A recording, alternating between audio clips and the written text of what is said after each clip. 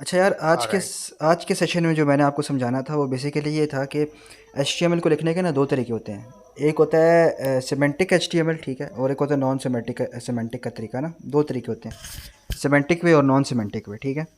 तो सिमेंटिक वे में कुछ टैग्स हैं, मैंने अभी डिस्कस नहीं किए, इसलिए मैंने कहा कि आज मैं डिस्कस कर लूँ ताकि आप लोग ये ना कहो कि इस सर ने हमें ये चीज़ नहीं समझाई, इस टैग के बारे में नहीं बताया। तो सिमेंटिक वे में जो टैग्स हैं मैं वो भी समझा देता हूँ, और जो नॉन सिमेंटिक है उसमें आप ऑलरेडी जानते हो, डिव है, ठीक है, और वो सारा कुछ। तो ये सिमेंटिक और नॉन सिमेंटिक है क्या बेसिकली, पहले मैं आपको ये बता देता हूँ। सिमेंटिक एचटीएमएल जो है ना, एक प्रॉपर स्ट्रक्चर्ड वे में जो कोड लिखते हैं ना हम लोग, उसको हम सिमेंटिक तरीका बोलते हैं, ठीक है, सिमेंटिक वे बोलते हैं एचटीएमएल लिखने का, ठीक है। कहने का मतलब ये है कि जब भी आपको कोई कोड देखे ना, उसको पता चल जाए अच्छा अच्छा यार, यहाँ पे इसने नेविगेशन बार बनाया हुआ है, ठीक है, यहाँ पे इसका ये कंटेंट लिखा हुआ है, इस कंटेंट में इसका ये है, इस पैराग्राफ के अंदर ये है। इस तरह से जो है ना, सिमेंटिक तरीका बेसिकली एक मीनिंग प्रोवाइड करता है हमारे पास।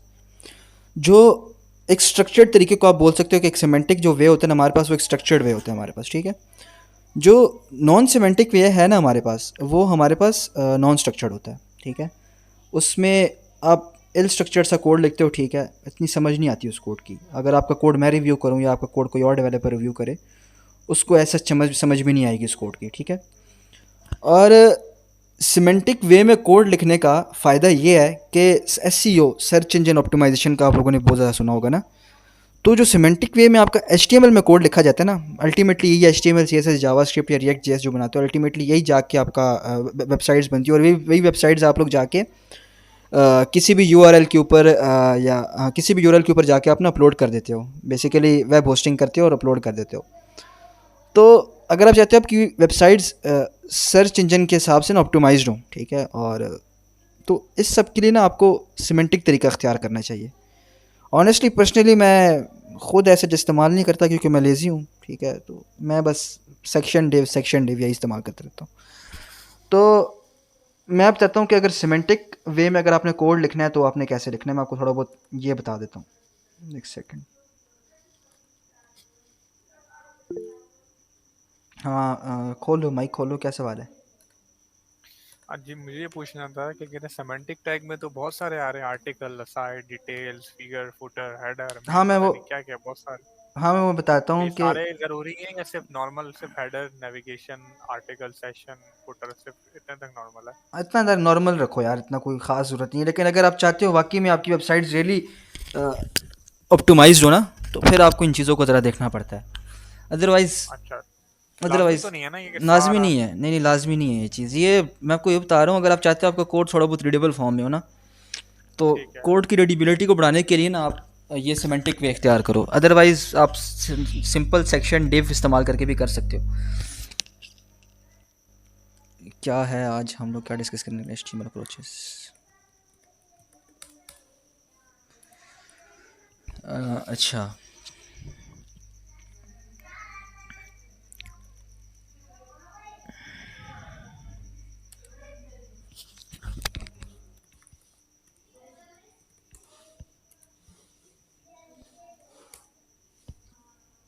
अच्छा, ये मोस्टली आप लोगों ने नोट किया होगा ना, यहाँ पे रिकॉर्डिंग स्टार्ट कर दें। हाँ, ये रिकॉर्डिंग स्टार्ट है। अच्छा, तो ये नोट किया होगा ना आप लोगों ने मोस्टली, इसमें तो नहीं है, सबर एक सेकंड में किसी और में दिखाता हूँ। पे कहाँ गई, हाँ ये। यार ये भी एक प्रॉपर नेविगेशन नहीं है यार, एक सेकंड। ये भी साइड बार है यार, मैं क्या करूँ। एक सेकंड एक सेकंड एक सेकंड एक सेकंड, कहीं तो होगी ये। चलो।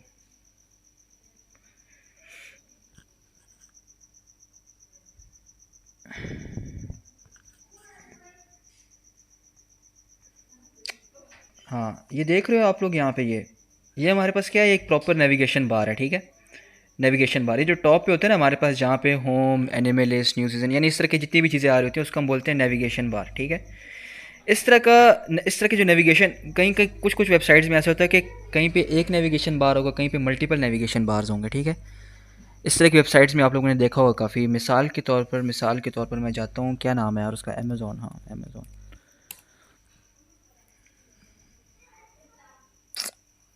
होप सो अमेज़ॉन थी, हाँ ये देखो, जैसे देखो ये एक नेविगेशन बार ये है, ठीक है। ये एक नेविगेशन बार है और एक दूसरा नेविगेशन बार है, ठीक है। तो नेविगेशन बार को बनाने के लिए हम जो है ना नैव टैग इस्तेमाल करते हैं, ठीक है। अभी मैं इसकी इतनी डिटेल्स में नहीं जाऊँगा, इसकी डिटेल्स में मैं तब जाऊँगा जब मैं एक प्रॉपर ना पूरा एक प्रोजेक्ट बना के दिखाऊँगा आपको HTML CSS के अंदर। एक प्रोजेक्ट मेरी कोशिश होगी HTML CSS के अंदर बना दूँ, और एक प्रोजेक्ट मेरी कोशिश होगी मैं जावा HTML CSS और जावास्क्रिप्ट के अंदर कराऊँ। ऑल्दो जो जावास्क्रिप्ट के अंदर हम लोग कॉन्सेप्ट्स पढ़ेंगे, ये जिस तरह से मैंने बताया ना, बटन के ऊपर सारी की सारी लॉजिक होती है। हम बटन क्लिक करेंगे तो ये हो जाएगा, बटन क्लिक करेंगे तो वो हो जाएगा, और भी इस तरह की काफ़ी ज़्यादा लॉजिक्स होती हैं हमारे पास जावास्क्रिप्ट के अंदर हैंडल करने के लिए। ऑल्दो ये लॉजिक जो है आपकी रिएक्ट जेएस में यूज़ नहीं होगी, ठीक है। रिएक्ट जेएस के अंदर ये लॉजिक, ये जितनी भी मैं आपको अंडरस्टैंडिंग दूंगा, नॉलेज वगैरह दूंगा, ये नॉलेज रिएक्ट जेएस में नहीं यूज़ होगी, रिएक्ट जेएस में और ही सीन है। तो बट फिर भी मैं थोड़ा बहुत ओवरव्यू दे दूंगा इन चीज़ों का। मैं इस पे ऐसा फोकस नहीं करूँगा, मेरा मेन फोकस जावास्क्रिप्ट के कोर कॉन्सेप्ट्स पे रहेगा, जो कोर कॉन्सेप्ट्स आगे जाकर रिएक्ट जेएस में इस्तेमाल होंगे। मेरा मेन फोकस उसके ऊपर रहेगा। तो जावास्क्रिप्ट तो एक पूरा समंदर है, मैं सारा का सारा नहीं सिखाऊंगा आपको। सिर्फ मैं वही चीज़ें सिखाऊंगा जिसको सीखने के बाद आप अ, किसी लाइब्रेरी की तरफ या किसी फ्रेमवर्क की तरफ मूव कर सकते हो। तो ये मोस्टली लोग गलती करते हैं। हाँ अफनान, क्या सवाल है? सर ये आपसे पूछना था कि रिएक्ट जेएस जरूरी है या जावास्क्रिप्ट अगर हम एचटीएमएल में सही हो जाता है, एचटीएमएल सीएसएस जावास्क्रिप्ट रिएक्ट तो जेएस रिएक्ट जेएस का बहुत ज़रूरी क्या है, का मतलब वो है? बहुत ज़रूरी है। इन दोनों मतलब मतलब दोनों सेम है या वो आसान है या क्या मतलब इसका वो है? रिएक्ट जेएस ना बहुत ज़रूरी है। मैं कहता हूँ ग्रो करना चाहते हो, ठीक है, और कमाना चाहते हो सही से, लाख 1.5 लाख 2 लाख इस तरह की सैलरी अर्न करना चाहते हो, तो React JS is very important.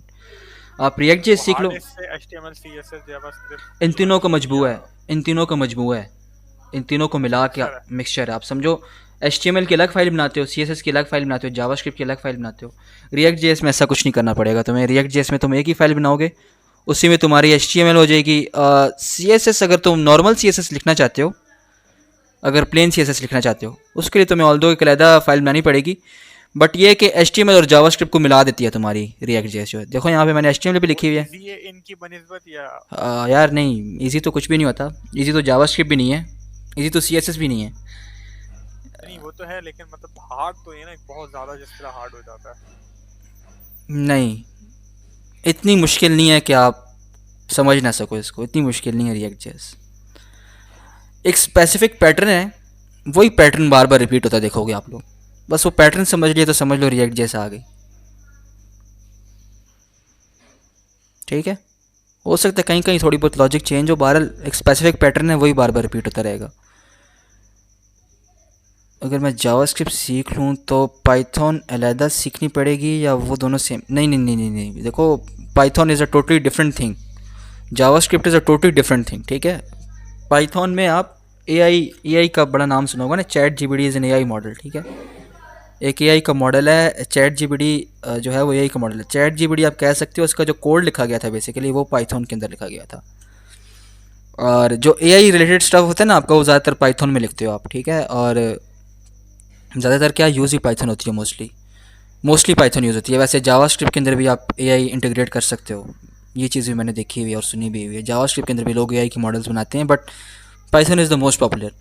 और वेबसाइट्स वगैरह की तरफ आना चाहते हो, वेबसाइट्स बनाना चाहते हो, वेबसाइट्स के अलावा ये जो थीम्स होती हैं आपकी ना, थीम्स होती हैं, एक्सटेंशंस होती हैं, आपकी काफ़ी एक्सटेंशंस देखी होंगी आप लोगों ने, वो कोर जावास्क्रिप्ट में बनाई जाती हैं। वेबसाइट्स आपकी जावास्क्रिप्ट में बनाई जाती हैं। तो पाइथन एक अलग लैंग्वेज है और जावास्क्रिप्ट एक अलग लैंग्वेज है। स्कूल रिलेटेड प्रोजेक्ट्स, हाँ डेफिनेटली यूज़ कर सकते हो यार। रिएक्ट, एक वेबसाइट ही बनानी है ना, एक वेबसाइट ही बनानी है बेसिकली आपने। वो वेबसाइट आप HTML CSS जावास्क्रिप्ट से बनाओ, या वो वेबसाइट आप रिएक्ट जेएस से बनाओ, फ़र्क नहीं पड़ता, दोनों सेम ही होंगी, दोनों सेम ही दिखने में होंगी। फ़र्क पता क्या पड़ेगा? फ़र्क पड़ेगा स्पीड में। और भी बहुत सी चीज़ें हैं जो रिएक्ट जेएस प्रोवाइड करती है और HTML CSS जावास्क्रिप्ट नहीं प्रोवाइड करती। एक बहुत ही कॉम्प्लेक्स किस्म की वेबसाइट्स जो होती है ना, जो लार्ज स्केल वेबसाइट्स होती है, कमर्शियल वेबसाइट्स होती हैं, वो कभी भी नॉर्मल HTML CSS जावास्क्रिप्ट में नहीं बनाई जाती। वो वेबसाइट्स मेंटेन ही नहीं कर सकते आप।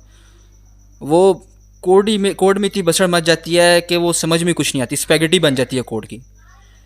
तो जो कमर्शियल वेबसाइट्स होती हैं, बड़ी वेबसाइट्स होती हैं, जो छोटी वेबसाइट्स भी, स्टैटिक वेबसाइट्स भी होती हैं, वो भी आप रिएक्ट जेएस में ही बनाओ। नॉर्मल HTML CSS जावास्क्रिप्ट समझो, सिर्फ बेसिक्स हैं, मैं आपको सिर्फ बेसिक्स समझा रहा हूँ। सिर्फ HTML CSS जावास्क्रिप्ट सीखे बगैर आप रिएक्ट जेएस नहीं सीख सकते। तो इसलिए मैं आपको पहले HTML CSS जावास्क्रिप्ट बेसिक्स सिखा रहा हूँ, समझो ये तीनों बेसिक्स हैं बिल्कुल। और ये बेसिक्स सीखने के बाद ही आप रिएक्ट जेएस में कुछ कर सकते हो।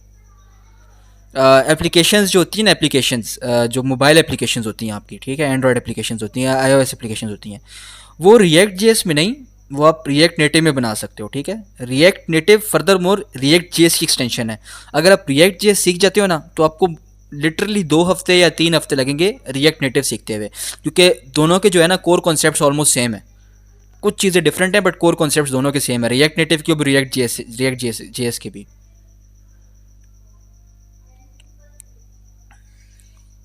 यार समझो, रिएक्ट जेएस जो है ना, रिएक्ट जेएस एक चौक है, ठीक है, एक चौक है, और उस चौक से काफ़ी ज़्यादा आगे रास्ते जुड़े हुए हैं, ठीक है। एक रास्ता जा रहा है रिएक्ट नेटिव की तरफ, एक रास्ता जा रहा है नेक्स्ट जेएस की तरफ, ठीक है।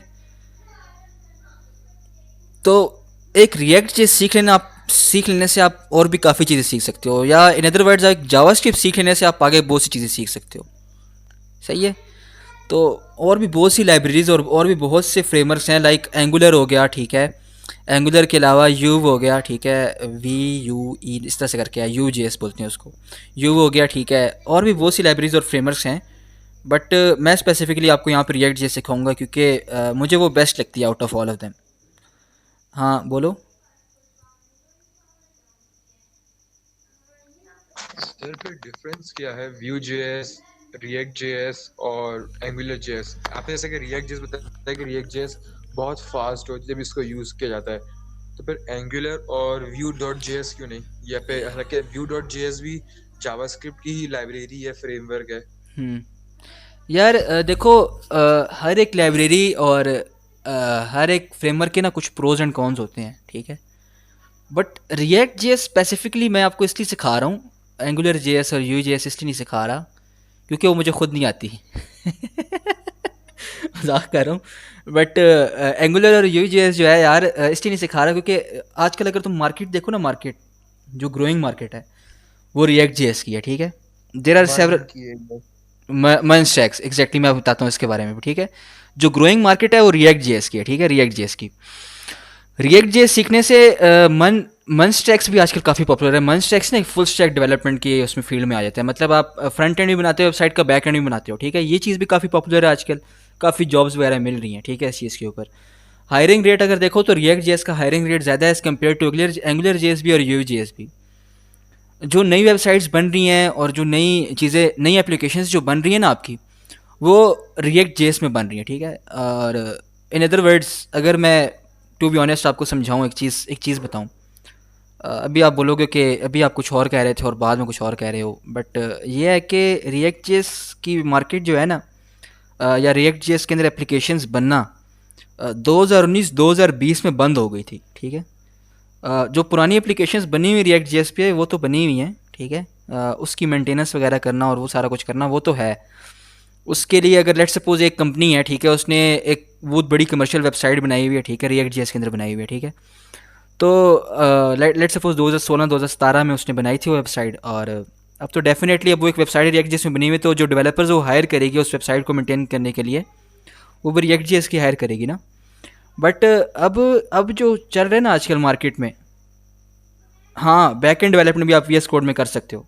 अब जो चल रहे हैं ना मार्केट में ज़्यादा, वो जो चीज़ इन हुई हुई है, ठीक है, वो है नेक्स्ट जेएस, ठीक है। नेक्स्ट जेएस मार्केट में सही करके इन हुई है, इसके डेवलपर्स कम हैं, और इसकी मार्केट भी ज़्यादा है और उसकी डिमांड भी बहुत ज़्यादा है, ठीक है। तो तुम कह सकते हो कि इसकी मार्केट इतनी सैचुरेटेड नहीं है नेक्स्ट जेएस की, as compare to React JS और एनी अदर फ्रेमवर्क और लाइब्रेरी।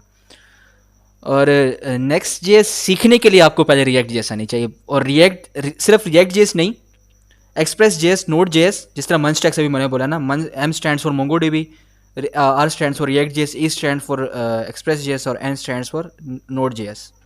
नेक्स्ट मैं नेक्स्ट की बात नहीं कर रहा, नेक्स्ट जेएस की बात कर रहा हूँ। तो मन स्टैक्स आपको आनी चाहिए to move towards Next JS. मैं कंप्लीटली फुल स्टैक डेवलपमेंट का क्यों आपको कह रहा हूँ? नेक्स्ट जेएस का एक सबसे बड़ा बेनिफिट यही है कि आप फ्रंट एंड और बैक एंड दोनों के दोनों नेक्स्ट जेएस में बना सकते हो। बाकी ये जो है ना, आपको ये साइश आपको कोई और वेबसाइट प्रोवाइड नहीं करी। अगर नेक्स्ट जेएस की वेबसाइट जो है वो as compare to React JS और भी फास्ट है, ठीक है। अगर आपने बैक एंड बनाना है ना रिएक्ट जैसे अगर आप इस्तेमाल करते हो, अगर आपने बैक एंड बनाना है तो बैक एंड के लिए आपको कोई और थर्ड पार्टी ऐप यूज़ करनी पड़ेगी या थर्ड पार्टी टेक्नोलॉजी यूज़ करनी पड़ेगी। मिसाल के तौर पर आपको नोड जेएस इस्तेमाल करनी पड़ेगी बैक एंड के लिए, या एक्सप्रेस इस्तेमाल कर लोगे आप, या आप फ्लास्क इस्तेमाल कर लोगे, डिजांगो इस्तेमाल करोगे, मतलब जितनी भी बैक एंड की लैंग्वेजेस हैं आपको वो इस्तेमाल करनी पड़ेंगी। बट नेक्स्ट जेएस में आप एक फुल स्टैक एप्लीकेशन बना सकते हो। ये एक इसका सबसे बड़ा बेनिफिट है। तो ये मार्केट में आजकल बहुत इन हुई है नेक्स्ट जेएस। तो नेक्स्ट जेएस भी सीखने के लिए आपको पहले रिएक्ट जेएस, नोड जेएस यानी मंस्टेक्स आना चाहिए। अदरवाइज नेक्स्ट जेएस पे डायरेक्टली जाओगे तो it's impossible to learn that. चलो ये तो कोई साइड नॉलेज हो गई थोड़ी बहुत। एक सेकेंड, अफनान ने कुछ पूछा, मतलब जिस तरह वर्डप्रेस की वेबसाइट और एचटीएमएल सीएसएस जावास्क्रिप्ट की वेबसाइट में फ़र्क है, इस तरह रिएक्ट जेएस और एचटीएमएल सीएसएस जावास्क्रिप्ट में भी फ़र्क है। हाँ डेफिनेटली फ़र्क है अफनान, बहुत बड़ा फ़र्क है एचटीएमएल सीएसएस जावास्क्रिप्ट और रिएक्ट जेएस की वेबसाइट्स में ना। तुम समझो अगर तुम कपड़े धो रहे हो ना, और ये अब मिसाल मैं तुम्हें क्या दूँ यार, एक सेकेंड। हाँ, तुम सब जो H T M L C S S JavaScript में तुमने वेबसाइट बनाई है, तुम समझ लो कि वो तुमने घर बनाया है और कोई इतना प्यारा घर नहीं बनाया तुमने, बेकार सा घर है। और तुमने रिएक्ट जेएस में अगर वेबसाइट बनाई है तो तुम समझो एक किस्म का तुमने बंगला खड़ा कर दिया, ठीक है, ज़बरदस्त किस्म का बंगला खड़ा कर दिया तुमने। तो ये फ़र्क है दोनों में, इतना बड़ा फ़र्क है। सही है। सर और एक और चीज़ क्या कहते हैं, हाँ हाँ हेलो आवाज़ आ रही है? हाँ हाँ आ रही है आवाज़। सर क्या कहते हैं वर्डप्रेस पे अगर हो तो मतलब उसकी क्या मिसाल देंगे आप, कि अगर वर्डप्रेस पे बनाया तो ये क्या किया, जिस तरह मतलब आपने मिसाल दे दी, रिएक्ट जेएस की मिसाल दे दी और दूसरी एचटीएमएल सीएसएस जावास्क्रिप्ट की दी, अगर इसी के साथ यार वर्डप्रेस पे ही वेबसाइट बन रही है, यार देखो रिएक्ट जेएस पे भी बन रही है और एचटीएमएल सीएसएस जावास्क्रिप्ट भी बन रही है। देखो H T M L C S JavaScript, React JS, Angular JS, Vue JS, ये सारे तुम कह रहे हो एक ही फैमिली है, एक ही ग्रुप में से हैं, ठीक है। क्योंकि सब में बहुत सी कॉमन चीज़ें हैं। JavaScript is the common thing, ठीक है। बट तुम अगर मुझे वर्डप्रेस पे ले जाओगे तो वो एक कम्प्लीटली डिफरेंट डोमेन है, ठीक है। वेबसाइट्स बनाने के लिए मैंने तो बताया वेबसाइट्स बनाने के बहुत से तरीके हैं, ठीक है। तुम पाइथन के जरिए भी वेबसाइट्स बना सकते हो, पाइथन में भी वेब डेवलपमेंट का पैकेज लाइब्रेरी ऑलरेडी मौजूद है, पाइथन के जरिए भी बना सकते हो तुम, PHP लारावेल के जरिए भी बना सकते हो, ठीक है। तो और वर्डप्रेस के जरिए भी वेबसाइट बना सकते हो, ठीक है। बट लिटरली मुझे वर्डप्रेस जो है ना बहुत बुरी लगती है, सीधी सीधी बात है। ये वर्डप्रेस ने जो है ना, ये जो मार्केट है वेब डेवलपमेंट की, उसका बेड़ा गर्क कर दिया है। एक वेबसाइट रिएक्ट जेएस, अब definitely WordPress is just drag and drop, ठीक है। मतलब मैं ये नहीं कह रहा उसको सीखने में टाइम नहीं लगता आपको, उसकी मेहनत नहीं लगती, मेहनत लगती है आपको definitely, but WordPress is simply just drag and drop, ठीक है। तो वर्डप्रेस में जो वेबसाइट्स बनाई जाती हैं वो कंपैरेटिवली स्लो होती हैं as compare to React JS. React JS की वेबसाइट ज़्यादा user friendly as compare to WordPress. But जो वर्डप्रेस के डेवलपर्स बैठे हुए हैं ना हमारे पास यहाँ पे, जो वो भी वेबसाइट डेवलपर्स की कैटेगरी में आते हैं ना, बैठे हुए हैं यहाँ पे फ्रीलांस मार्केट के ऊपर। अब डेफिनेटली जो रिएक्ट जेएस में वेबसाइट बनाएगा उसकी वेबसाइट भी अच्छी होगी एज़ कम्पेयर टू वर्डप्रेस। तो वो तुमसे ज़्यादा चार्ज करेगा। वो अगर एक वेबसाइट के 25,000 चार्ज कर रहा है तो वर्डप्रेस वाला खबीज़ जो बैठा हुआ है वहाँ पे, ठीक है, वो बोलेगा मैं आपको 11,000 में पूरी की पूरी फुल स्टैक वेबसाइट बना दूंगा, क्योंकि उसमें उसकी ऐसी मेहनत नहीं लगती वर्डप्रेस के अंदर जितनी मेहनत आपको एक ईच एंड एवरीथिंग खुद कोड करने में सर लगती मैंने है। 1 मंथ का करा था वर्डप्रेस का, वर्डप्रेस ड्रैग एंड ड्रॉप पे मुझे भी पसंद नहीं आया, तभी मैंने छोड़ दिया। मैं 1 मंथ का एक जगह इंटर्नशिप चल रही थी, तो कस्टम पे वहाँ डेवलपर क्या कहते हैं चले गए थे रिजाइन दे के, वरना मैं अभी कंप्लीट हो चुका होता, तो मैं 1 मंथ फिर इस पे डाल दिया था वर्डप्रेस पे। तो मैंने 1 मंथ करा, मुझे मज़ा नहीं, मैंने कहा सिंपल ड्रैग एंड ड्रॉप है, कोडिंग हो तो चलो मज़ा आए। हाँ तो बात आपकी सही है कि वर्डप्रेस बहुत इजी है और उसकी वेबसाइट भी देखने में पता लग जाती है कि ये वो है ही नहीं, मेहनत वाली है ही नहीं। हाँ यूसुफ। मैं ये कहना चाहता था वर्डप्रेस से रिलेटेड। वर्डप्रेस तो मैंने खुद भी एज सच सीखा हुआ है थोड़ा बहुत, बट वो भी सेम ही चीज़ है जैसे फिग्मा पर हम एक चीज़ डिज़ाइन करते हैं यूआई, वर्डप्रेस पर भी उसी तरह से ही मतलब हम डिज़ाइन करते हैं और वेब जो है वो अलाइव हो जाती है। But to add one more thing, तो ये हमारे पास नहीं होता उन एलिमेंट्स का एज कम्पेयर टू कोडिंग, जिस तरह से जावास्क्रिप्ट और CSS और HTML हम मिला कर उसमें करते हैं, वो कंट्रोल हमें वर्डप्रेस नहीं प्रोवाइड करता एक एलिमेंट को इतनी कस्टमाइजेशन प्रोवाइड नहीं करता। उसको ट्वीक करने का। एग्जैक्टली। हाँ ये भी यूसुफ ने एक सही बात किया कि क्वेश्चन ये है हाँ कि क्या यूसुफ पूछो। क्वेश्चन ये है मेरा, वर्डप्रेस मतलब खुद की लाइब्रेरी है जो खुद की डोमेन है, वो भी एक किस्म की कोडिंग की बेस पर है ना, क्योंकि वो हम वेबसाइट की जब वर्डप्रेस की वेबसाइट को इंस्पेक्ट करते हैं वो तो पीएचपी में बनी उसमें हुई भी है, लाइक HTML से रिलेटेड कोड वो पीएचपी लारावेल में बनी हुई है आता है, राइट? यूसुफ। वो वर्डप्रेस की जो वेबसाइट बनी हुई है वो पीएचपी लारावेल के अंदर बनी हुई है। वो भी एक वेबसाइट ही है, तुम सही कह रहे हो। Alright, alright. और दिस वाज माय कंसर्न, या दैट्स इट। तो हाँ, उसमें मेरा यही कंसर्न था कि उसको भी जब हम इंस्पेक्ट करते हैं तो उसमें भी लाइक कोडिंग ही आती है, तो वो तुम भी एक किस्म की कोडिंग से ही बनी है। एक वेबसाइट, अगर तुम पीएचपी लारावेल की वेबसाइट को भी इंस्पेक्ट करो, और अगर तुम रिएक्ट जेएस की वेबसाइट या एंगुलर जिस जिस मर्जी फ्रेमवर्क की वेबसाइट उठा के तुम इंस्पेक्ट करोगे ना, देखिए तुम्हें उसमें HTML ही, ठीक है। ये वेबसाइट्स, जितनी भी वेबसाइट्स आप बनाते हो ना, रिएक्ट जेएस में बनाओ, एंगुलर में बनाओ, यू जिसमें भी बनाओ, वो अल्टीमेटली कन्वर्ट HTML में होती हैं। बल्कि आप यूज़ ही HTML कर रहे हो, तो यार देखो मेरी रिएक्ट जेएस में वेबसाइट बनाई हुई है तो मैं HTML यूज़ कर रहा हूँ। PHP में वेबसाइट बनाओ, उसमें भी आप HTML यूज़ कर रहे होते हो, ठीक है। बट कुछ चीज़ें उसमें डिफरेंट हो जाती हैं। जैसे मिसाल के तौर पर ये जावास्क्रिप्ट आपका लॉजिकल पार्ट है ना, तो PHP लारावेल में लॉजिकल पार्ट आपका डिफरेंट हो जाता है, और जो स्टाइलिंग वाला पार्ट होता है वो आपका डिफरेंट हो जाता है। तो ये भी HTML ही है ना, क्या है, डिव है और ये इमेज है, ये मैं H1 H2 इस्तेमाल कर रहा हूँ, तो इस्तेमाल आप HTML ही करते हो।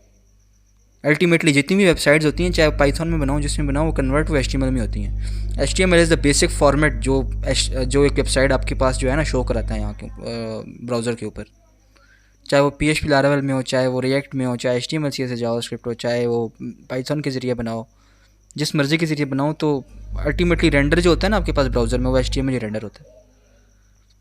अच्छा, बहरहाल ये बात पता नहीं कहाँ से कहाँ चली गई। मैं समझा रहा था नेविगेशन। तो ये दो आप देख रहे हो नेविगेशन बार्स, ठीक है, दो नेविगेशन बार देख रहे हो। उनको बनाते हैं हम किस चीज़ के ज़रिए? इनको बनाते हैं हम लोग नैव टैग के ज़रिए, ठीक है। मैं अभी ये बनाने नहीं बैठूंगा, सिर्फ मैं आपको ओवरव्यू दे रहा हूँ चीज़ें का। ये जो जितनी भी टैग्स मैं बता रहा हूँ अभी, ये हम लोग बाद में इस्तेमाल करेंगे जब हम लोग CSS सीख लेंगे और एक वेबसाइट बनाएंगे पूरी की पूरी।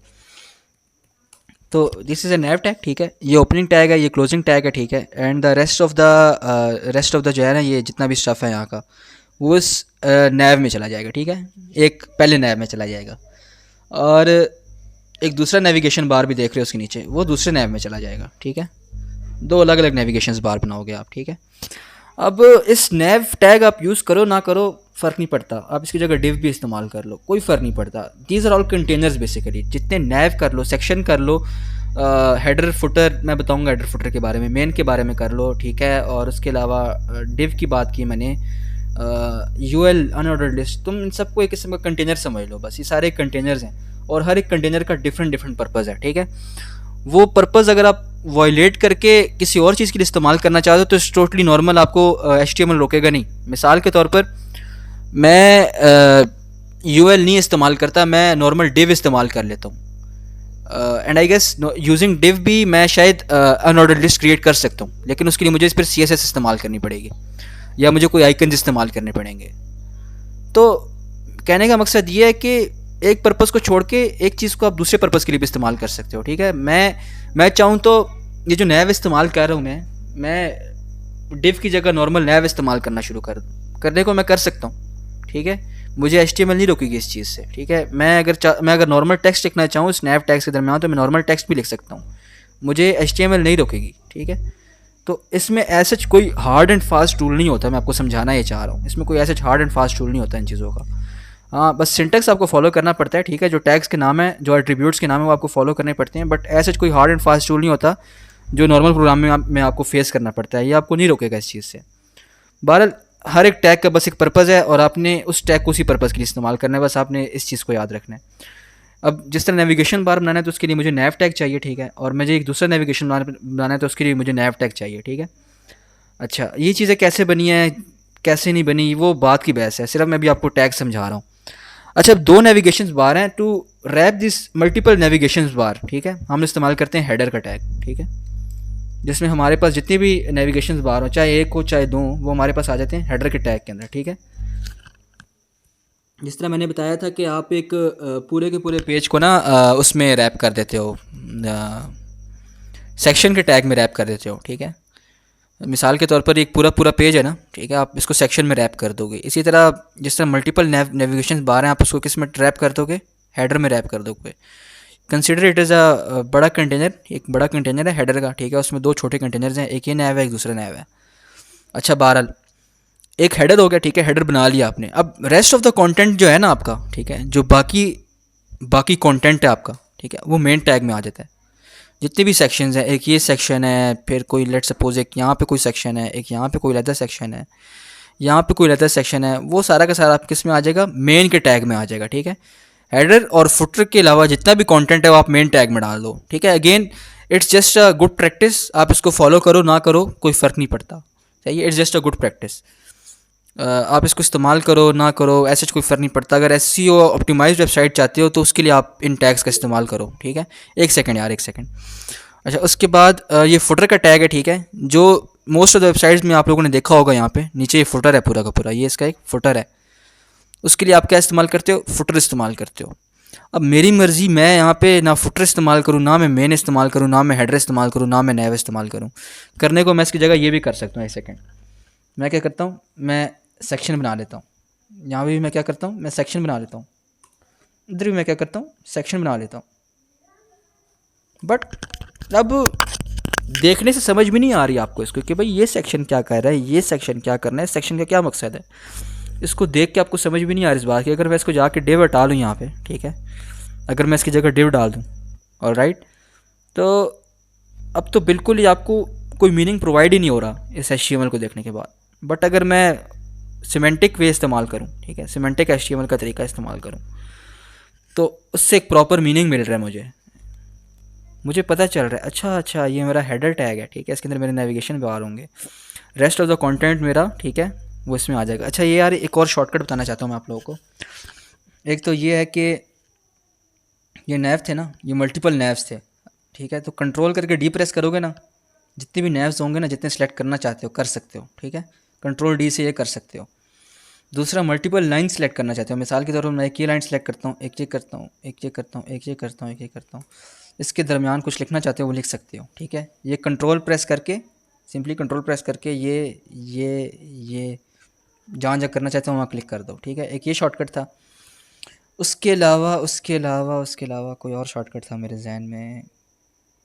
हाँ, मिसाल के तौर पर मुझे एक साथ ही 6 सेक्शन का टैग, कोई भी टैग हो सकते हैं, डिव का भी हो सकता है, सेक्शन, एंकर टैग, जितने भी टैग क्रिएट करना चाहते हो, मिसाल के तौर पर मुझे वो क्रिएट करने हैं ना, तो मैं सिंपली सेक्शन मल्टीप्लाई बाय 6, ये मेरे पास 6 सेक्शन के टैग एट अ टाइम खुद ब खुद ही क्रिएट हो जाएंगे, ठीक है।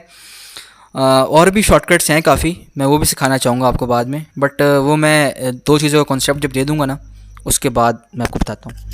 अच्छा, एक सेकंड, एक और चीज़, मिसाल के तौर पर मैं अगर चाहता हूँ कि 6 सेक्शन भी क्रिएट हो जाएं, और ये 6 सेक्शन क्रिएट होने के साथ इसके अंदर एक एक डिव भी आ जाए, ठीक है, तो सेक्शन मल्टीप्लाई बाय 6, और मैं कहता हूँ एक डिव भी क्रिएट हो जाए ना, तो डिव भी इन सब के अंदर एक एक क्रिएट हो जाएगा इस तरह से, ठीक है। सेक्शन मल्टीप्लाई बाय 6 किया, उसके बाद ग्रेटर देन का सिंबल, ठीक है, उसके अंदर एक एक डिव क्रिएट हो जाएगा हमारे पास। मिसाल के तौर पर मैं कहता हूँ कि 6 सेक्शन क्रिएट हो जाए और 6 सेक्शंस के अंदर 2 डिव हों, तो ये greater than div multiply by 2, 6 sections create हो गए और उसके अंदर 2 डिव क्रिएट हो गए। तो इस हायरार्की को आप जहाँ मर्जी लेके जाना चाहो लेके जा सकते हो, बट ये कुछ शॉर्टकट्स थे मैं बताना चाह रहा था आपको, इससे आपकी ना डेवलपमेंट स्पीड तेज़ हो जाएगी दरअसल। ऑलराइट, एक सेकंड यार, सवाल लेता हूँ, बस मैं कुछ समझाना चाह रहा हूँ बेसिकली। अब मेन में आप कुछ भी डालो, ठीक है, मेन में आपका रेस्ट ऑफ द कंटेंट आ जाएगा, जो भी नेविगेशन बार और फुटर से हट के जो भी कंटेंट होगा वो आपका मेन में आएगा, ठीक है। फुटर अब आप डिव से बनाना चाहो, ठीक है, यानी कि ये चीज़ आप डिव से बनाना चाहो या सेक्शन से बनाना चाहो, आपकी अपनी मर्ज़ी है, वो उस चीज़ पे कोई रोक टोक नहीं है। बट ये जो मैंने काम किया ना यहाँ पे, ये एक सिमेंटिक तरीका है कोड को लिखने का, ठीक है। अब इसका हरगिज़ मतलब नहीं है आप इसमें डिव्स वगैरह इस्तेमाल नहीं कर सकते, आप सेक्शंस के अंदर जाके डिव्स वगैरह इस्तेमाल करो, बट ये आपने ना एक कोड को अपने HTML कोड को ना एक प्रॉपर स्ट्रक्चर दे दिया यहाँ पे, ठीक है, एक प्रॉपर स्ट्रक्चर मिल गया आपके HTML को कोड को। अब इसको देखते साथ ही कोई भी, अब एक कोड जो आपने लिखा है वो तो डेफिनेटली आपको समझ में आएगा ही, बट हमेशा याद रखना कोड इस तरीके से लिखा करो कि अगर वही कोड आप किसी और को शो करो तो उसको देखते ही समझ आ जाए, अच्छा इसका ये मतलब है, इसका ये मतलब है, इसका ये मतलब है। हमेशा कोड ऐसा रखो, इस चीज़ की बहुत वर्थ है, इस स्किल की बहुत वर्थ है, आपका एक नीट कोड लिखने की बहुत ज़्यादा वर्थ है, ठीक है। तो उसके बारे में मैं बाद में कभी डिस्कस करूँगा कि आपने नीट कोड वगैरह कैसे लिखना है, बट फिलहाल मैं आपको सिर्फ ये समझाना चाह रहा था कि ये सिमेंटिक तरीका और नॉन सिमेंटिक वे क्या होता है। ये हमारे पास क्या है, ये सिमेंटिक वे है, ये क्या है हमारे पास, सिमेंटिक वे है लिखने का। ऑलराइट, और जो नॉन सिमेंटिक वे है वो क्या है?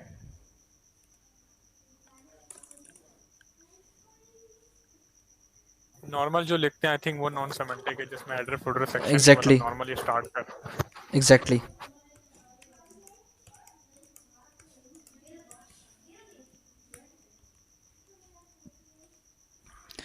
ठीक है, तो जो नॉन सिमेंटिक वे हो क्या है, या बस मैं इसको भी डिव से बनाता हूँ और नेविगेशन बार को भी डिव से बनाता हूँ, ठीक है। और जो मेन है उसके लिए भी मैं डिव यूज़ करता हूँ, ठीक है। और जो सेक्शंस हैं उसके लिए भी मैं डिव यूज़ करता हूँ, ठीक है। और जो फुटर है उसके लिए भी मैं डिव यूज़ करता हूँ, डिव यूज़ करता हूँ, सेक्शन यूज़ करता हूँ। बहरहाल ये बताना चाह रहा हूँ कि ये हमारे पास जो है ना, ये नॉन सिमेंटिक है, नॉन सिमेंटिक का तरीका। कुछ समझ भी नहीं आ रही कि क्या क्या, कौन सी चीज़ क्या करेगी, कौन सी चीज़ क्या करेगी। अच्छा, अब मैं सवाल ले लेता हूँ, कोई सवाल है तो पूछ ले। अब मल्टीपल टैग्स का गेम बता दें। अच्छा, मैं बताता हूँ। अगर चाहते हो ना मल्टीपल टैग्स क्रिएट कर दो, ठीक है। मिसाल के तौर पर मैं कहता हूँ एक डिव है, ठीक है। एक डिव के अंदर जो है ना एक एंकर का टैग, 6 डिव्स हो, ठीक है। 6 डिव्स हो, 6 डिव्स के अंदर एक एंकर का टैग हो, ठीक है। और उस एंकर के टैग के अंदर लिखा आ जाए यूट्यूब। होप सो ये वर्क करना चाहिए, ठीक है।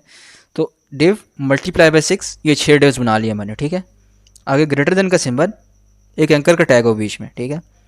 और एंकर के टैग के अंदर क्या आ जाए हमारे पास, यूट्यूब लिखा आ जाए, लेट्स सपोज। ये उसने इसको एक टैग बना दिया, नॉर्मल टेक्स्ट की तरह इसको ट्रीट नहीं करा। बहरहाल अगर ये करना चाहते हो तो ये नॉर्मली इससे कर सकते हो। 6 डिव बन गई है मेरे पास और हर डिव के अंदर एक एक एंकर टैग आ गया। ऑलराइट, तो इस तरीके से जो है ना, ये थोड़े बहुत शॉर्टकट्स हैं, ये देख लो और इससे आपकी जो है ना डेवलपमेंट की स्पीड थोड़ी तेज़ हो जाएगी। आर्ट शिफ्ट डाउन से नॉर्मली एक पूरी की पूरी लाइन कॉपी कर सकते हो नीचे, ठीक है। अगर चाहते हो कि, अगर ये चाहते हो कि क्या कहते हैं, एक लाइन को ऊपर मूव करना चाहते हो, कॉपी नहीं, ऊपर या नीचे मूव करना चाहते हो, सिंपली आल्ट ऊपर का एरो की या नीचे का एरो की, ठीक है। तो ये छोटे मोटे शॉर्टकट्स हैं, ये आपको लोग को आने चाहिए ताकि आपकी डेवलपमेंट स्पीड थोड़ी तेज़ हो सके। बहरहाल इसके वाले से किसी का कोई सवाल है तो पूछ ले अभी तक जो मैंने समझाया है।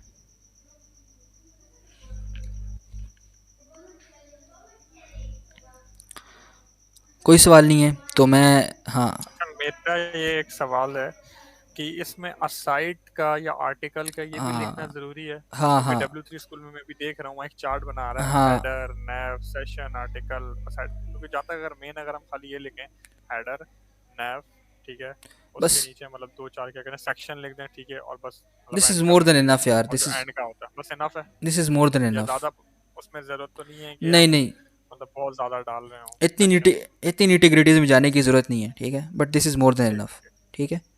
अगर ये भी कर ले तो this is more than enough. मैं तो ये भी नहीं कर रहा वैसे, टू बी ऑनेस्ट। जहाँ भी देखोगे डिव हर कोई फरिश्ता भी तो नहीं बन सकता ना कोडिंग का। देखो मैंने सेक्शन इस्तेमाल किया, हाँ सही कह रहे हो यूसुफ। सेक्शन इस्तेमाल किया, उसमें डिव्स इस्तेमाल कर लिया एंड दैट्स इट। मैं इतनी नीटी ग्रिटीज़ में नहीं जाता, तो जब ज़रूरत पड़ेगी तो अच्छा, चला मुझे जाऊँगा। किसी ने कहा था कि ये इसलिए होता है ताकि दूसरा डेवलपर अगर आपका कोड देखे तो उसके लिए आसानी हाँ हो कि कौन वही सी मैं चीज़ बता रहा क्या हूँ, है, या आई थिंक इसके। उसी के लिए डेफिनेटली उसके लिए एक ही एडवांटेज है कि अगर मैं अब ये कोड यूसुफ को भेज दूँ तो उसको समझ में आ जाए, अबीब को भेज दूँ उसको समझ में आ जाए। और उसके अलावा दूसरा एडवांटेज ये है, सर्च इंजन ऑप्टिमाइज्ड वेबसाइट होगी आपकी, तो it's a good practice to use this, ठीक है। Header, main, footer, it's a good practice, ठीक है। अच्छा, एक दो चीज़ें और मैं समझाना चाहूँगा। एक है क्लास और एक आईडी, ठीक है। आईडी मैंने समझाई थी पहले और एक क्लास समझा दिया था मैंने, ठीक है। होपफुली नेम के बारे में यूसुफ ने आपको समझा दिया होगा कल के सेशन में कि नेम का क्या, क्योंकि वो उसने वो समझाया होगा ना, बुलेट्स और चेक बॉक्सेस समझाए होंगे। यस, मैंने आईडी का और ग्रुप का समझाया था। नेम का भी मुझे खुद कंफ्यूजन था कि नेम हम क्यों देते हैं किसी टैग को ना। नेम वो किसी टैग हर हमें टैग को नहीं इस्तेमाल एप्लीकेशन करते, यूज़ करता है। नेम हर टैग के लिए इस्तेमाल नहीं करते हम लोग। यूजुअली सिर्फ ऑर्डर लिस्ट और सॉरी ये क्या कह रहा हूँ, यूजुअली हम लोग चेक बॉक्सेस और रेडियो बटन्स के लिए इस्तेमाल करते हैं उनको एक ऑलराइट, ग्रुप ऑलराइट। करने के लिए। तो कल तुमने जो किया होगा, मतलब चेक बॉक्सेस और रेडियो बटन्स बनाए होंगे ना, उसमें डेफिनेटली हम तुमने उनको नेम इस्तेमाल यस किया था ना कल, तुमने किया था नहीं किया था? यस एग्जैक्टली अच्छा, मेरा नेम आधा एंड कल वैल्यू का की मिस थी। हो गया था, आधा सेशन मैंने लिया था, आधे में क्या कहते हैं मोबाइल ऑफ हो गया था, पावर ऑफ, तो लैपटॉप पे भी व्हाट्सएप कनेक्ट नहीं था, तो आज कनेक्ट हुआ हुआ है। तो इसलिए आधा सेशन मेरा मिस हो गया। तो काइंडली थोड़ा सा अगर कल का आप मुझे हिंट दे दें कि कल मैं क्या हुआ बता था। देता हूँ आपको। कल का क्योंकि रिजवान ना सर जो थे वो उनकी तबीयत नहीं ठीक थी। तो यार कल के सेशन में ना हमने बस थोड़ी सी चीज़ें डिस्कस की थी। मैं स्क्रीन शेयर करता हूँ, एक सेकंड रिजवान अलाउ करें मुझे। अलर्ट है, मैं स्टॉप कर दिया, तुम करो, शेयर करो। ऑलराइट, मैं एंटायर स्क्रीन शेयर करता हूँ जस्ट इन केस। मीट को कितना टाइम लगेगा? हाँ ये हो जाएगा 5 मिनट में। मैं बस उसका रिव्यू दे देता हूँ आपको। तो मेरा VS कोड ऑलरेडी खुला हुआ है और वही चीज़ पहले से खुली हुई है। अच्छा तो यार कल का जो सेशन था ना, ये सेशन 6 का फोल्डर आप देख रहे हैं, इसमें जो HTML मैंने लिखी हुई है, ठीक है। तो ये मैं सारी एक सेकंड यहाँ से रिमूव कर देता हूँ। ये मैं खुद प्रैक्टिस कर रहा था इसकी इंडिविजुअली, तो इसकी ज़रूरत नहीं पड़ने वाली हमें, ठीक है। बॉडी एंड बॉडी, ठीक। तो ये जो टैग्स थे ना, इसको एक सेकंड में रन करके आपको बताता हूँ कि कौन कौन से टैग्स थे। Go live.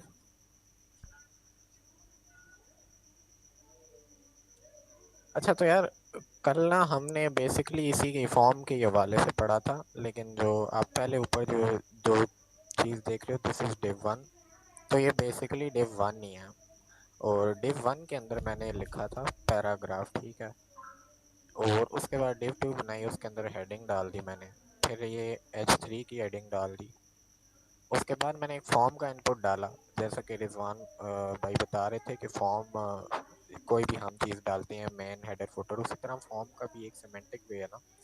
तो फॉर्म के अंदर ना इस तरह एक कोड में आपको, यहाँ मैं फॉर्म पर ले आता हूँ, ठीक है। ये देखो, ये मैंने फॉर्म बनाया, इसके अंदर लेबल डाल दी। लेबल किस लिए डाला हमने? लेबल डाला जी रेडियो क्लास 9, उसका नाम रख दिया और उसके अंदर हमने क्लास 9 लिख दिया जी, लेबल है क्लास 9 का। उस लेबल के अंदर हमने इनपुट डाल दी। इनपुट की टाइप क्या हमने रखी थी? रेडियो बटन है, रेडियो है, ठीक है। उसकी वैल्यू क्या है? वैल्यू क्लास 9 है, उसका नेम क्लास है और रेडियो क्लास 9, ठीक। अब सेम दूसरा लेबल मैंने यही कॉपी कर दिया, बट इसकी जो वैल्यू थी ना, जो क्लास 9 जहाँ जहाँ पर लिखा हुआ था, वो 10 आ गया, ठीक है। नेम जो है वो सेम रहेगा दोनों चीज़ों का, ताकि ये दोनों चीज़ें एक दूसरे से इंटरेक्ट करें। एंड लास्टली ये फॉर्म मैंने क्लोज कर दिया। फिर जब मैंने फॉर्म क्लोज किया, तो यह बेसिकली एक फॉर्म है पूरा, और उसके अंदर ये दो चीज़ें लिखी हुई हैं। और सपोज अगर मैं ये फॉर्म ना बनाता, तो आई गेस ये जो दोनों चीज़ें हैं, ये किधर गया यार गूगल, आई गेस ये जो दोनों चीज़ें, ये दोनों इंडिपेंडेंट हो जाती, एक अच्छा, साथ ना मुझे एक वर्क चीज़ करती। में काफ़ी तो कन्फ्यूजन है। इसके ये मैं लिए मैंने फॉर्म ये पढ़ किया चुका था। हूँ, उसके बावजूद भी मैं इस चीज़ में कंफ्यूज होता हूँ कि लेबल वाला तो समझ आता है। एक सेकंड आप उसमें जाएगा दूसरे VS कोड में। हाँ, स्क्रीन तो शेयर नहीं हो लेबल रही तेरी। वाला तो चलें ठीक है, आता है, लेकिन ये जो स्क्रीन इनपुट। नहीं शेयर हो रही, मैं कर रहा हूँ एक्चुअली। एक सेकंड देखने एक दे मुझे, सेकंड, मुझे शो नहीं हो ये रही। स्क्रीन पिंड है और मैं शो कर रहा हूँ आपको। बिलीव इज प्रेजेंटिंग लिखा रहा है बट शो नहीं हो रही मुझे, पता नहीं क्या चक्कर है। रीज्वाइन कर लो, मीट रीज्वाइन कर लो बेसिक।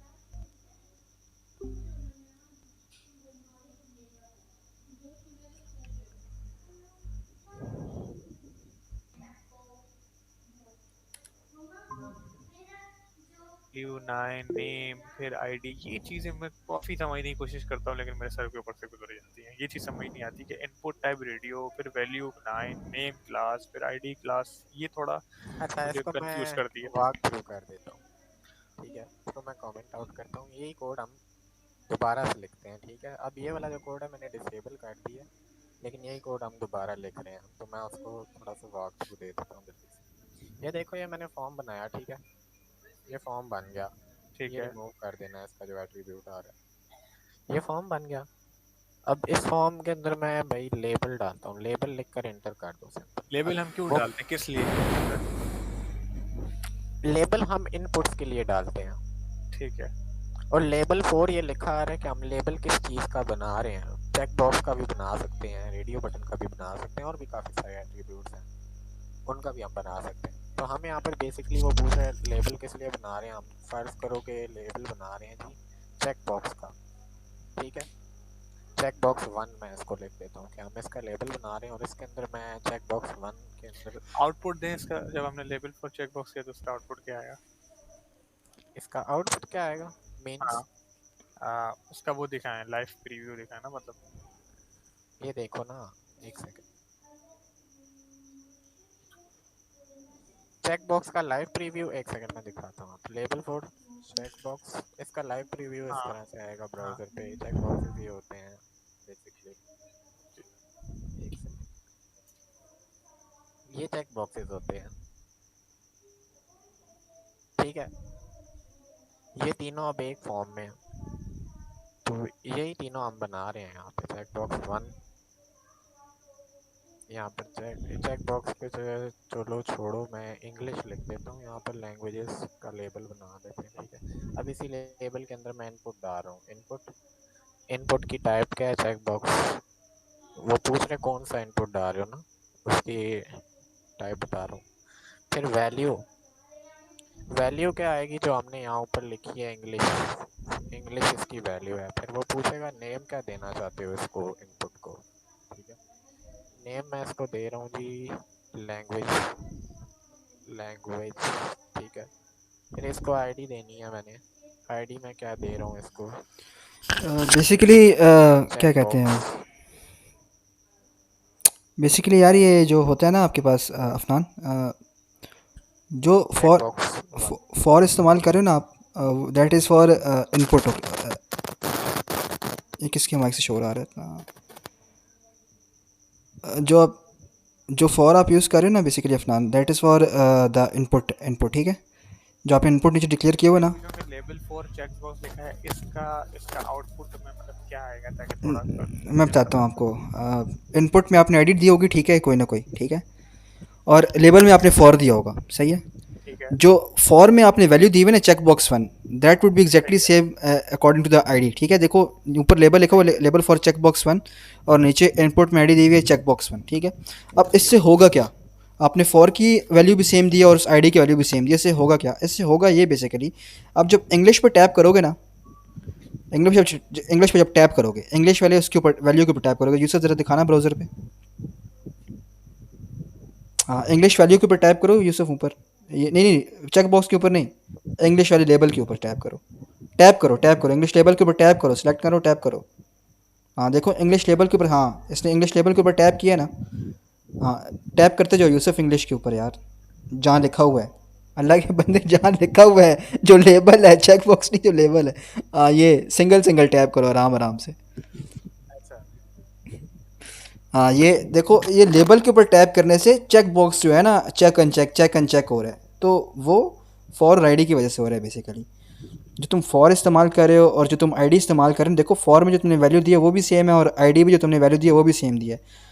तो लेबल और उस इनपुट टैग के दरमियान का ना एक बेसिकली लिंक इस्टेब्लिश हो गया यहाँ पे, ठीक है। तो अब जब भी तुम लेबल के ऊपर टैप करते हो तो तुम्हारा वो अल्टीमेटली जो तुमने चेक बॉक्स बनाया है, चेक बॉक्स के ज़रिए बनाया, इनपुट के ज़रिए बनाया ना, तो वो चेक अनचेक हो जाता है। तो that is the basic purpose for and ID and input tag. Yusuf दोबारा कोड की तरफ लेके जाना। ठीक है, समझ गया। ये लो। और जो सेकंड थिंग, केस मैं आपको बता दूं, हाँ वो ठीक है, वो मीट एंड हो जाती तो वो कर लेते अच्छा, हैं। एक सेकंड कर लेते हैं, ज़रा तुम दिखाओ, कोड दिखाओ। अच्छा, the second thing is type, तो तुम अच्छी तरह समझते हो। अगर तुम टेक्स्ट डालना चाहते हो तो तुम टाइप में टेक्स्ट डाल दोगे, नंबर डालना चाहते हो टाइप में नंबर डाल दोगे, वो चीज़ तो मैं ऑलरेडी पता है ना, ठीक है। मुझे चेक बॉक्सेस डिक्लेयर करने थे तो मैं यहाँ पे चेक डाल रहा था, ठीक है, चेक बॉक्स डाल रहा था। ये सिर्फ चेक बॉक्स ही रहने दो उसको भी, ओके ओके, कोई चेंजेस वगैरह ना करो अभी फ़िलहाल। और उसके बाद जो वैल्यू है ना, वैल्यू का फ़िलहाल तुम्हारे लिए एज सच कोई यूज़ नहीं है, बट लेटर ऑन जब आप तुम रिएक्ट जेएस के साथ काम कर रहे होगे ना, तो मिसाल के तौर पर तुम अगर किसी चेक बॉक्स पर टैप करते हो ना, तो तुम्हें उसकी वैल्यू अगर गेट करनी हो तो you can easily get that value through that value attribute, ठीक है। और ये और नेम लैंग्वेज जो हाँ मैं अब ये बताता हूँ, ठीक है। अब देखो ये यूसुफ ने ना अब 3 यहाँ पे चेक बॉक्सेस बनाए हैं, ठीक है। 3 यूसुफ ने चेक बॉक्सेस बनाए, यूसुफ इंग्लिश स्पेनिश पश्तो, इसने 3 चेक बॉक्सेस बनाए हैं। Both of them are from the same group, right. Both of them are conveying the meaning of languages. Sorry, सारी तीनों की तीनों क्या बता रहे हैं कि लैंग्वेजेस है हमारे पास कोई ना। तो तुम अगर एक चेक बॉक्सेस को ग्रुप करना चाहते हो ना, ग्रुप करना चाहते हो तुम चेक बॉक्सेस को आपस में, तो उसके लिए तुम नेम का एट्रीब्यूट इस्तेमाल करोगे और सब में नेम की वैल्यू सेम दे दोगे। ये सब कोड पे जाना ज़रा, एक सेकंड मैं इंटरप्ट कर रहा हूँ, मैं दोबारा से लिंक शेयर करता हूँ, ज्वाइन कर लो। ठीक है हाँ, अंडर 1 मिनट खत्म होने वाला, ठीक है कर दो। डिसमिस कर दूंगा इसको।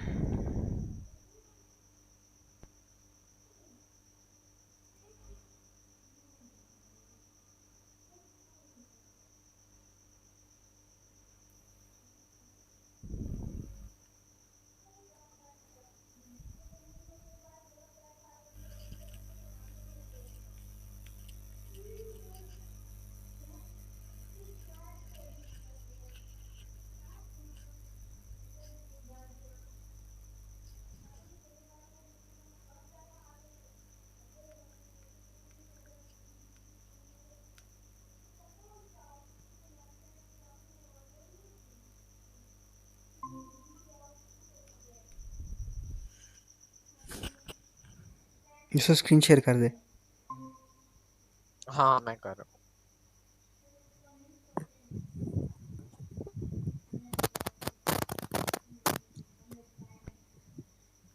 और बैक अगेन। कोड दिखा दे अपना। हाँ जूम इन कर दे ज़रा, बस ठीक है बल्कि रहने दे, मैं जूम इन कर लिए। ये अब देखो इन चीज़ों को यूजर नेम में क्या लिखा हुआ, नेम में इक्वल टू लैंग्वेज लिखा हुआ, नेम इक्वल टू लैंग्वेज लिखा हुआ, नेम इक्वल टू लैंग्वेज लिखा हुआ है। तो देखो तीनों चीज़ें सेम ग्रुप से बिलोंग करती हैं, इंग्लिश स्पेनिश पश्तो, तीनों क्या लैंग्वेजेस ही है ना हमारे पास।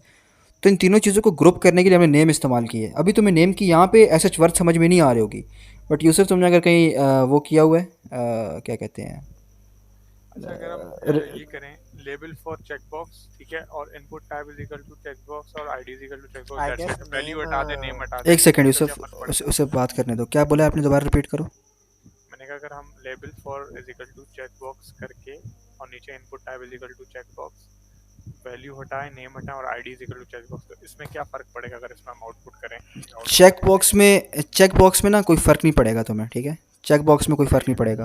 वैल्यू और अगर हम लैंग्वेज हटाते हैं बाकी सब ऐसे ही रहेगा। हाँ बाकी सब वैसे रहते, चेक बॉक्स में तो मैसेज फ़र्क समझ में नहीं आएगा। तो मैंने बोला वैल्यू तुम यहाँ पे हटा भी दो तो अभी फ़िलहाल के लिए तो मैसेज कोई फ़र्क नहीं पड़ेगा। बट तुम अगर नेम हटा देते हो ना यूजिंग रेडियो बटन्स, और बैक एंड में ना यानी जब तुम्हें लॉजिक लगानी पड़ेगी यूजिंग जावास्क्रिप्ट और रिएक्ट जेएस, तो उस वक्त भी तुम्हें ये नेम काफ़ी ज़रूरत पड़ेगा, ठीक है। उस वक्त भी तुम्हें नेम काफ़ी ज़रूरत पड़ेगा, even if it although it's check box या फिर क्या कहते हैं रेडियो बटन में फ़र्क नहीं पड़ता, उस वक्त भी तुम्हें नेम काफ़ी फ़र्क पड़ेगा। बट फिर अगर तुम यहाँ से नेम हटा भी देते हो ना और वैल्यू भी हटा देते हो फॉर चेक बॉक्सेस, तो कोई फ़र्क नहीं पड़ेगा। ये सिर्फ रेडियो बटन की तरफ नज़र लेके जाना जहाँ पर रेडियो बनाया तुमने, इसमें से नेम हटा दो। रेडियो बटन में से हाँ नेम हटा दो इन दोनों में से, कंट्रोल डी प्रेस कर, अब कंट्रोल डी प्रेस कर, हाँ ठीक है सही, ठीक है और सही। अगर वैल्यू भी हटा दें? वैल्यू भी हटा दे यूसुफ, या वैल्यू भी हटा दें यहाँ से। अब देखना ज़रा क्या होता है। रिजवान, मुझे वैल्यू का थोड़ा सा वॉक थ्रू दे दो। वैल्यू ये है ना जो हमने यहाँ ऊपर लिखी है? नहीं नहीं ना ना ना ना ना ना ना ना ना वैल्यू का हर किसी मकसद नहीं है। एक सेकंड बताता हूँ वैल्यू है क्या चीज़। Control D. वैल्यू का हर किसी मकसद नहीं है। हाँ हाँ हाँ मैं बताता हूँ वैल्यू का क्या सीन है। तुम ज़रा जाओ ब्राउज़र के ऊपर जाओ, इसको रहने दो अभी, ब्राउज़र के ऊपर जाओ, वैल्यू को फ़िलहाल रहने दो। ज़रा यूसुफ अब क्लास 9 पे ज़रा सेलेक्ट करना, क्लास 9 के ऊपर राइट। एक सेकंड, क्लास 10 को भी सिलेक्ट करो। यार ये रेडियो बटन तुमने कहाँ बनाए हुए हैं? वही रेडियो बटन है तुम वहाँ पे जो शो कर रहे हो मुझे। जो मैं कोड पे, यस एग्जैक्टली। एक सेकंड यार, ये काम नहीं करना चाहिए बट ये क्यों कर रहा है। एक काम करो, ये जो फॉर्म तुमने बनाया हुआ है ना ऊपर से फॉर्म हटा दो। सॉरी सॉरी सॉरी सॉरी, ये वो है, मैंने दोबारा लाइव नहीं की। हाँ तो लाइव, प्रीव्यू हाँ इसका देखा लाइव तो करो। पुराने वर्जन का था। अब ज़रा, मैं कर रहा हूँ। हाँ आप करो ज़रा, क्लास 10 को भी सिलेक्ट करो ज़रा। अब देखो रेडियो बटन का तो दोनों select हो। रेडियो बटन का तो मकसद ही ख़त्म हो गया ना यहाँ पे। दोनों में से मुझे कुछ एक सिलेक्ट करना था। अब मैं इनको डीसेलेक्ट भी नहीं कर सकता। राइट, तुम जाओ ज़रा दोबारा नेम डालो वहाँ पे।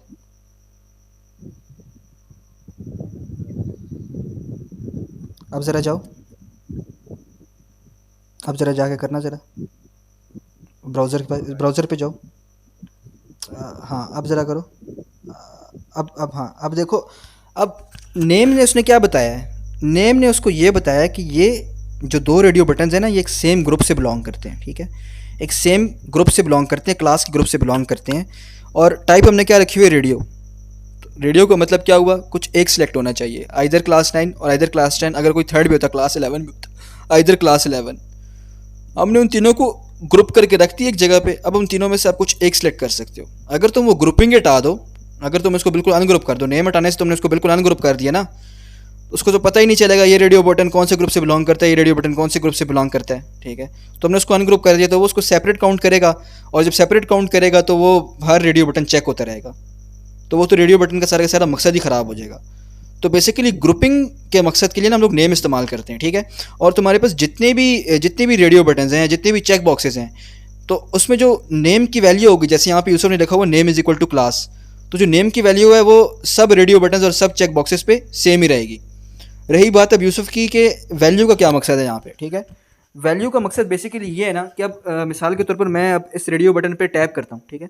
इस रेडियो बटन पे टैप करने के बाद मैं कहता हूँ कि यार ये जो रेडियो बटन पर मैंने टैप किया ना, इसकी वैल्यू ना नीचे जाके किसी H1 के ऊपर शो हो जाए, या H2 के ऊपर शो हो जाए, H1 टैग हेडिंग के अंदर शो हो जाए जाके। तो इसकी जो ये वैल्यू फेच करूँगा ना मैं, वो इस वैल्यू एट्रीब्यूट से फेच करूँगा मैं।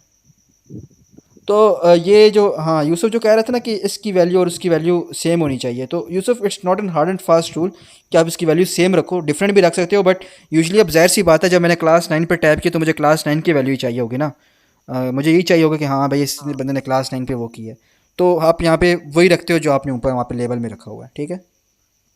ऑलराइट, मतलब जो मैंने ये लिखा हुआ है लेबल के अंदर वही हाँ, मैं और देना। यूजुअली इसको यूसुफ इसको जो लेबल होते हैं ना, वो आप अलग रखते हो, और इनपुट को आप अलग रखते हो। इनपुट को ना बाहर ले जाओ लेबल से। लेबल ठीक से है, बाहर, समझ गया समझ गया। मतलब अ, इसको आर्ट एक डाउनवर्ड की प्रेस कर, यहाँ पे आर्ट डाउनवर्ड की प्रेस कर, दैट्स इट। कैसे? ऐसे कह रहा हूँ। अच्छा, लेबल को बंद अंदर करके फिर अंदर भी रख लो तो कोई इशू नहीं है, कोई मसला नहीं है, बट यूजुअली इसको बाहर ही रखो तो बेहतर है, क्योंकि वो लेबल का ऑलराइट, मीनिंग है, लेबल का मतलब है लेबल देना, इनपुट का मतलब है मतलब इनपुट वाली चीज़ क्रिएट इनको करना। डालना। तो ऑलराइट, समझ गया मैं।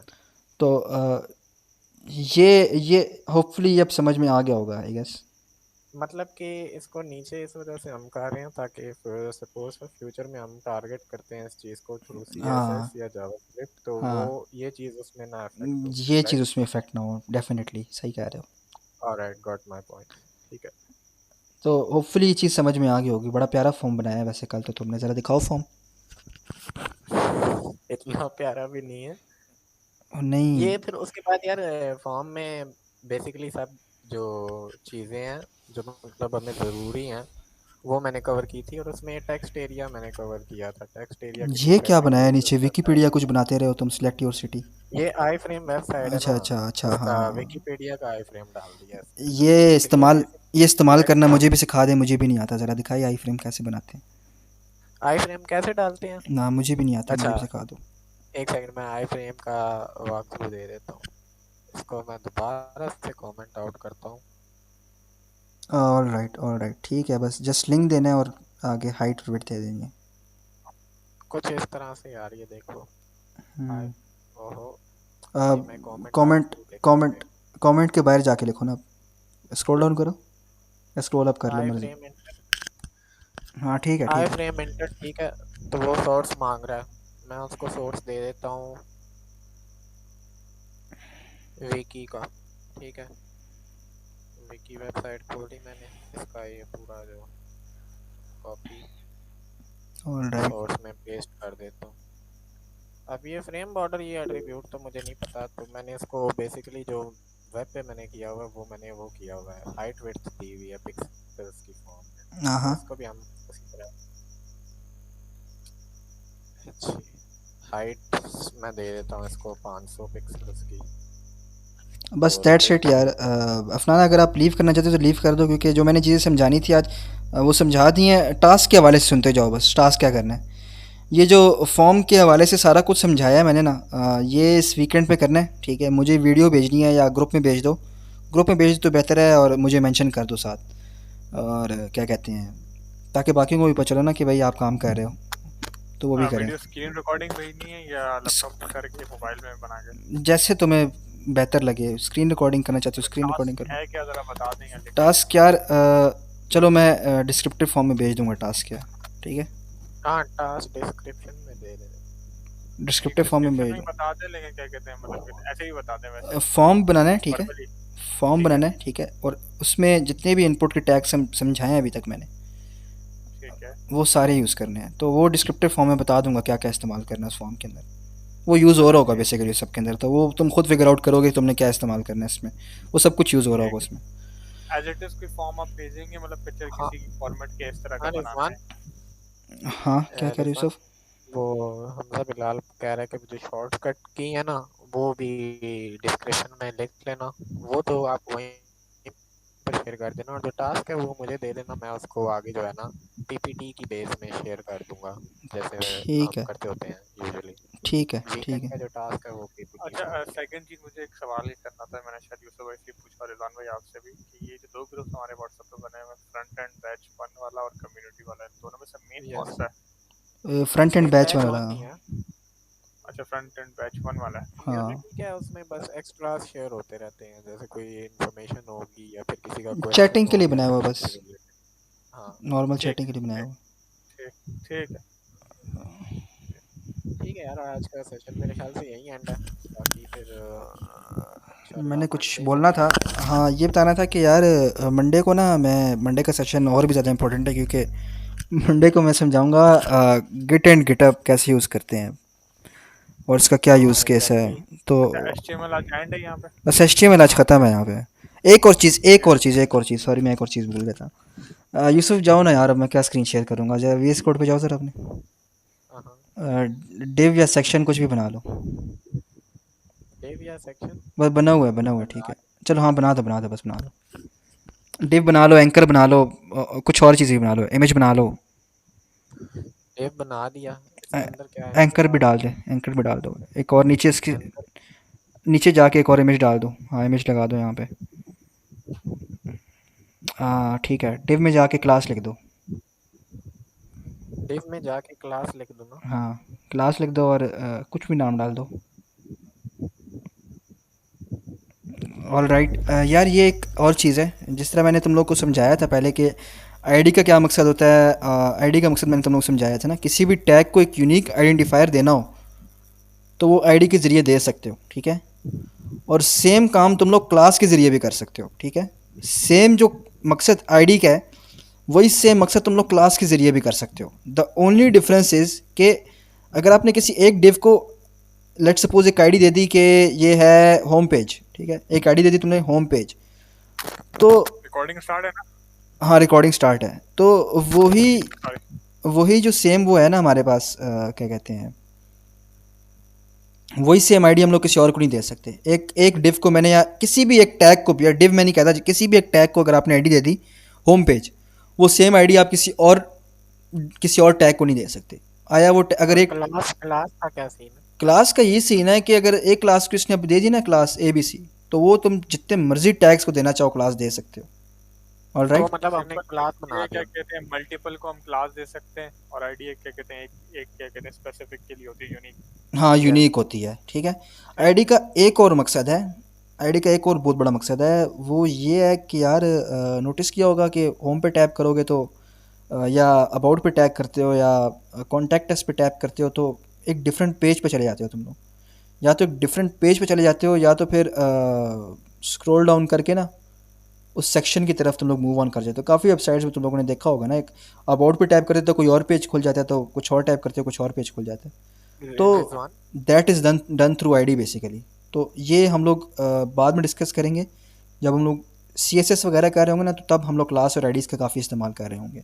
हाँ ये और सब बोलो। रिजवान, ये ग्रुप का क्या मतलब होता है? बेसिक ग्रुप भी है कोई एट्रीब्यूट या? यार ग्रुप का एट्रीब्यूट मैं तो टेलविंड में इस्तेमाल करता हूँ, जब मुझे एक सेम टाइप की एनिमेशन देनी हो तो उसके लिए इस्तेमाल करता हूँ। यहाँ पे कोई एट्रीब्यूट है मुझे नहीं पता, इसका मुझे ऐसा आइडिया नहीं है, बट टेलविंड मतलब ये CSS में मैं इस्तेमाल इरेलेवेंट करता है। हूँ। इरेलीवेंट है, ऑलराइट, मैंने कभी इस्तेमाल नहीं किया ग्रुप। ठीक है, ठीक है। मतलब क्लास एंड आईडी का भी नहीं है। अगेन, चलो फिर आज का सेशन मेरे ख्याल से यहीं पर वाइंड अप होता है ना। हाँ बस आज के लिए इतना ही।